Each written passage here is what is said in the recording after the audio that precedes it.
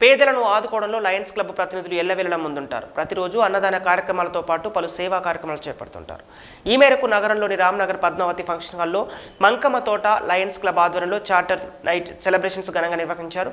ముఖ్య అతిథిగా lion 320G governor హనుమాన్ల Rajireddy హాజరై నూతన సంవత్సర క్యాలెండర్ను ఆవిష్కరించారు. అనంతరం సుమారు 12 మంది మహిళలకు కుట్టుమిషన్లు పంపిణీ చేశారు.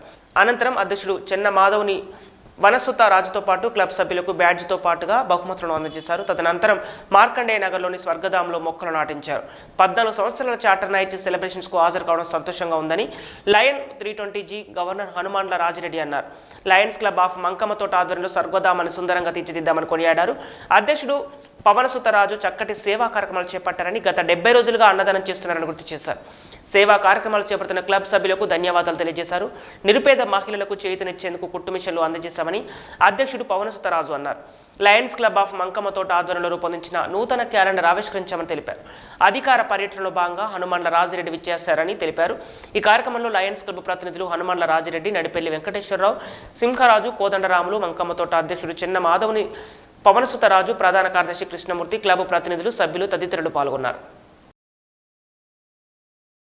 320 జిల్లా గవర్నర్ శ్రీ హనుమాన్ల రాజిరెడ్డి గారు అధికార పర్యటన నిమిత్తము ఈరోజు మా క్లబ్కు సందర్శించడం జరిగింది.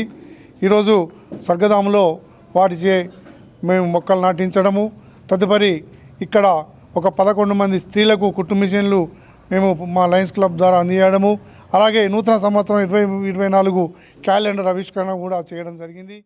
చార్టర్ నైట్ సెలబ్రేషన్స్లో భాగంగా ఈరోజు క్లబ్ను విజిట్ చేయడం జరిగింది. అందులో భాగంగా సంవత్సరంలో చాలా చక్కటి సేవా కార్యక్రమాలు చేయడం జరిగింది. వారందరూ కూడా పేరు పేరున అభినందనలు తెలియజేస్తున్నాను.